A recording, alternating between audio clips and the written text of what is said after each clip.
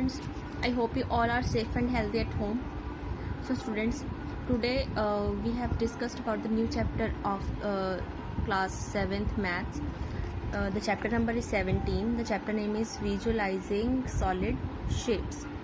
Means visualising होता है solid shape. तो आपको पता है कि सॉलिड शेप वो होती है जो सॉलिड हो, मीन्स उसे हम उसे पकड़ सके, टच कर सके और वो स्पेस ऑक्यूपाई करे, तो वो क्या होती है, सॉलिड शेप्स होती है। विजुअलाइजिंग मीन्स हम जो देखते हैं सॉलिड शेप्स को देखना, तो उसमें आपके कुछ डेफिनेशंस आ जाती हैं चैप्टर में।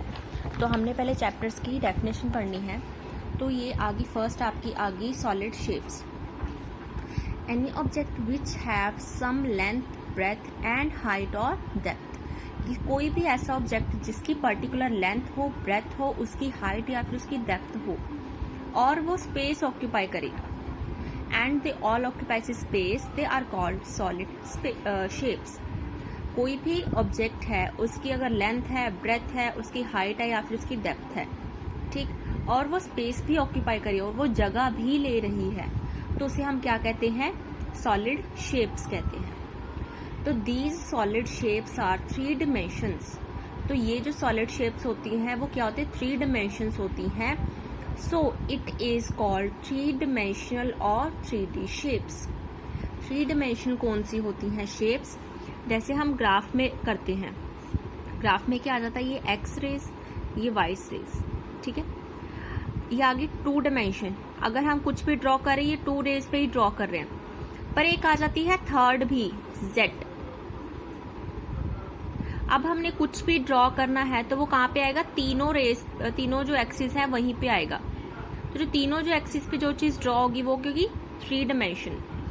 जैसे हम देखते हैं अब हमारे घर का जो हमारा अगर रूम बना होता है, हम जहाँ पे बैठ रहे हैं हमारा रूम बना है, तो रूम में क्या है, एक उसकी हाइट होगी, एक उसकी लेंथ होगी एंड एक उसकी ब्रेथ होगी, ठीक है, इस टाइप से, ठीक है। एक ये हो गया लेंथ, ब्रेथ, ये वाली ब्रेथ एंड ये वाली हाइट।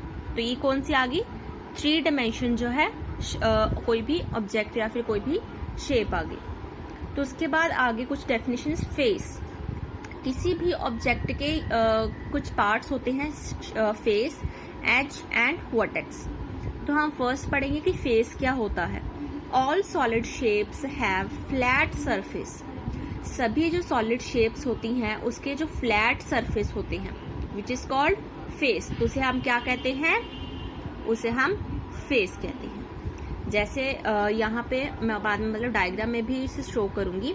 एंड उसके बाद आ गया edge. Second is this is a point where 2 face of object meet is called edge. Edge उसे कहते हैं जहां पे कोई 2 फेस क्या है आपस में मिल जाते हैं, जिस पॉइंट पे उसे हम क्या कहते हैं, उसे हम एज कहते हैं। एंड वर्टेक्स क्या आ गया, in solid shapes where 2 edge meet are called vertex. Vertex क्या होता है, जहां पे 2 एज मिलते हैं। अब पहले हम कर रहे हैं फेस। फेस क्या होता है, कोई भी फ्लैट सरफेस, ठीक है, कोई भी फ्लैट सरफेस। जैसे मैंने ये फिगर बना ली, 3D फिगर है, ये किसकी है, स्क्वायर की। तो हम देख रहे हैं कि इसकी जो सारी जो साइड्स हैं वो क्या है, इक्वल है। अब इसका फेस क्या आ गया, फेस कोई भी फ्लैट सरफेस आ गया। मैंने लेट कर लिया कि वो फ्लैट सरफेस ये वाला है, ठीक है। क्या पता वो पीछे वाला भी हो सकता है, ये वाला भी हो सकता है, ये वाला भी हो सकता है, ऊपर वाला भी हो सकता है, नीचे वाला भी हो सकता है। ये सारे क्या इसके फेस हैं, क्योंकि एक सारे क्या है, फ्लैट सरफेस है। हम देख रहे हैं जैसे मैंने ये रजिस्टर लिया, तो रजिस्टर पे क्या हुआ, इसकी एक ये वाला फेस आ गया, ये वाला फेस आ गया, एक ऊपर वाला फ्लैट सरफेस आ गया, एक नीचे वाला फ्लैट सरफेस आ गया। तो ये क्या आ गया, हमारे फेसेस आ गई, ठीक। उसके बाद आ गया एज। एज का हमने बोला था जहां पे 2 फेसेस मीट करते हैं उसको एज बोलते हैं। अब देखिए कोई भी 2 फेसेस ले रहे, लेट कर रहे हैं हम फर्स्ट फेस यही वाला ले रहे हैं जो हमने ड्रॉ किया हुआ है, एंड सेकेंड वाला जो आगे वाला फेस है, ये वाला आगे वाला फेस ले रहे, सारा ये वाला फेस ले रहे। तो ये दोनों फेस कहाँ पे मीट कर रहे हैं, इस लाइन पे। तो ये लाइन क्या है, एज आ गई, जहां पे ये वाला आगे वाला फेस एंड ये साइड वाला फेस मिल रहे हैं। कहाँ पे मिल रहे हैं, इस लाइन पे मिल रहे हैं। तो ये लाइन क्या है, एज। अब थर्ड इज वर्टेक्स। इन्होंने बोला वर्टेक्स होता है जहां पे दो एजेस आके मिलते हैं, उसे कहते हैं वर्टेक्स। अब लेट कर रहे हैं कि ये एक एज हो गया, ओके, तो एक ये वाला एज ले लेते हैं, फर्स्ट एंड सेकंड दो एज यहाँ पे आके मिल रहे हैं, इस पॉइंट पे आके मिल रहे हैं, तो ये वाला ये पॉइंट ये सारे पॉइंट जहाँ पे एजेस आके मिल रहे हैं वो क्या आ गए, वर्टेक्स। ये एक ही पॉइंट पे होता है, ये वर्टेक्स आ गया, ओके। तो अब हम पढ़ेंगे इसका चैप्टर। तो फर्स्ट हमने जो इसकी डेफिनेशन सबने पढ़ ली है, हमें पता चल गया कि जैसे इसका आ गया ये वर्टेक्स आ गया, ये फेस आ गया इसका, एंड और क्या आ गया इसका एज आ गया, हमें ये पता चल गया। अब उसके बाद हमने इन्होंने डेफिनेशंस दी हुई है क्यूब, क्यूबॉइड, सिलेंडर और कोन एंड ट्रायंगुलर प्रिज्म। तो हमें बताया गया अगर हम क्यूब बना रहे तो क्यूब के कौन से फेस है, कौन सा वर्टेक्स है उसका, एंड कौन सा एज है, तो हम ये लिखा हुआ है। बट आपने ये वाले डायग्राम्स अपनी कॉपी पे ड्रॉ करने हैं। पहले आपने डेफिनेशंस लिखनी है, जो मैंने डेफिनेशंस लिखवाई हैं आपको समझाई हैं वो सारी डेफिनेशन आ गई इंट्रोडक्शन में, एंड उसके बाद आपने ये वाले डायग्राम्स ड्रॉ करने हैं और प्रॉपरली उसे मेंशन करना कि इसमें वर्टेक्स कौन सा है, फेस कौन सा है एंड एज कौन सा है। बट आपने ये डेफिनेशन नहीं लिखनी, सिर्फ आपने लिखना है फर्स्ट ऊपर क्यूब का डायग्राम बना दे, उसके बारे में बता दे कितने फेस, इतने एज और इतने वर्टेक्स होते हैं, फिर क्यूबॉइड के बारे में, फिर सिलेंडर के बारे में, फिर कोन एंड फिर ट्रायंगुलर प्रिज्म के बारे में। तो नेक्स्ट आपका क्या आ गया, एक्सरसाइज 17.1। अब हमें यहाँ पे फर्स्ट दिया find the object that best fits with the description. हमें डिस्क्रिप्शन में गिवन है कि कोई भी हमें ऑब्जेक्ट है वो कितने फेस, उसके 5 फेस हैं, 6 वर्टेक्स है एंड 9 एजेस हैं। अब हमने पहले क्या देखना है, हमने पहले देखना है कि 5 एजेस किसके हैं, तीनों शेप्स में से। इसके अगर हम देखें ये फर्स्ट आ गया, इसके ऑपोजिट वाला ये सेकंड आ जाएगा, ये थर्ड आ गया, इसके ऑपोजिट वाला फोर्थ आ गया, ये ऊपर वाला 5th आ गया एंड इसके नीचे वाला 6th आ गया, मतलब इसके तो 6th फेसेस आ गए, ये नहीं है। अब 5 फेसेस देखें, ये देखते हैं 1, इसके ऑपोजिट 2, ये वाला 3, ये वाला 4 एंड नीचे वाला 5, इसके 5 फेसेस है। अब उसके बाद उन्होंने क्या बोला, 6 वर्टेक्स है, 6। अब हम इसके वर्टेक्स देखेंगे। वर्टेक्स क्या होते हैं, जहां पे 2 एजेस आके मीट करते हैं। अगर मैं लेट कर लूं ये एज है और ये एज है, कहाँ पे मीट कर रहा है, इस पॉइंट पे, तो ये क्या आ गया 1 2 3 4 एंड 5, पीछे वाला 5, तो ये भी इस पे प्रॉपर्टी सेटिस्फाई हो रही है, ये भी सेटिस्फाई हो रही है। अब हम देखते हैं 9 एजेस बन रहे हैं इसके, तो एजेस देख रहे हैं 1 2 3, पीछे वाला 4, ठीक। तो 5 6 7 एंड 8, ये कितने बन रहे हैं, ये तो 8 एजेस बन रहे हैं, बट हमें क्या गिवन है 9 एजेस, तो मतलब ये प्रॉपर्टी सेटिस्फाई नहीं हो रही। तो अगर 2 प्रॉपर्टी सेटिस्फाई हो रही पर थर्ड नहीं हो रही, तो ये मतलब ये जो शेप है वो वेरीफाई नहीं हो रही है इससे, तो ये हमारी गलत होगी। अब हम थर्ड पे देख रहे हैं, इसके 5 फेसेस देखेंगे हम, 1 2 3, इसके ऑपोजिट 4, नीचे वाली 5, मतलब इसके 5 फेसेस बन रहे हैं। अब इसके 6 वर्टेक्स देखने हैं, तो वर्टेक्स कौन से आ गए हमारे पास, 1 2 3 4 5 एंड 6, ठीक। बिल्कुल इसके ऑपोजिट 1 2 3 एंड इसके ऑपोजिट 4, यहाँ पे 5 एंड इसके ऑपोजिट 6, तो ये भी प्रॉपर्टी सेटिस्फाई होगी, 6 वर्टेक्स।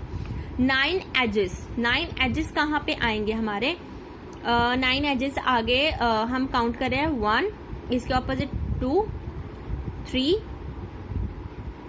4 5 6 7 8 एंड इसके ऑपोजिट 9, तो हमारे एजेस पे कितने बन रहे हैं, 9 एजेस बन रहे हैं, 6 वर्टेक्स बन रहे हैं, 5 फेसेस बन रहे हैं। तो कौन सी इस तीनों में से कौन सी हमारी फिगर जो सेटिस्फाई हो रही है इससे, ये थर्ड वाली। तो आपने ये फिगर भी ड्रॉ करनी है ताकि आपको भी पता चले कि इसमें आपने ये सारी फिगर्स ड्रॉ करके आपने बताना है कि इसके कितने फेसेस बन रहे हैं, कितने वर्टेक्स बन रहे हैं, कितने एजेस बन रहे हैं। तो ये सेटिस्फाई नहीं हो रही।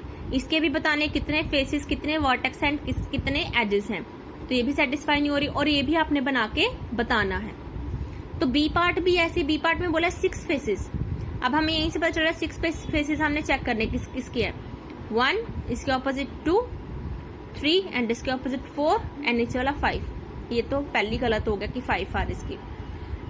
उसके बाद 1, इसके ऑपोजिट 2, 3 ऑपोजिट 4 एंड नीचे वाला 5, ये भी नहीं हो रहा। अब इसके देखते हैं, ऊपर वाला 1, नीचे वाला 2, 3 ऑपोजिट 4, 5 ऑपोजिट 6 इसके फेसेस बन रहे हैं।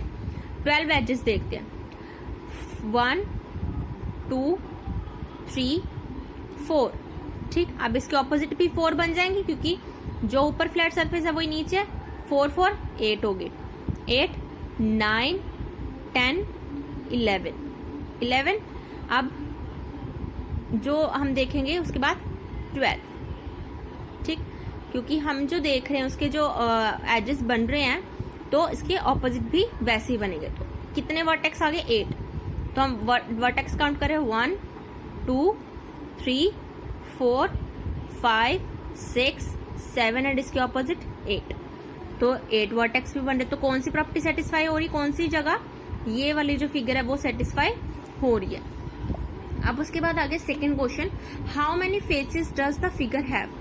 इस फिगर में कितने फेसेस हैं। अब हम देख रहे हैं कि फ्लैट सरफेस हमें ये तो दिखाई दे रहे हैं, तो हम देख रहे हैं कि जो ये वाला है ये हम ले रहे हैं फर्स्ट।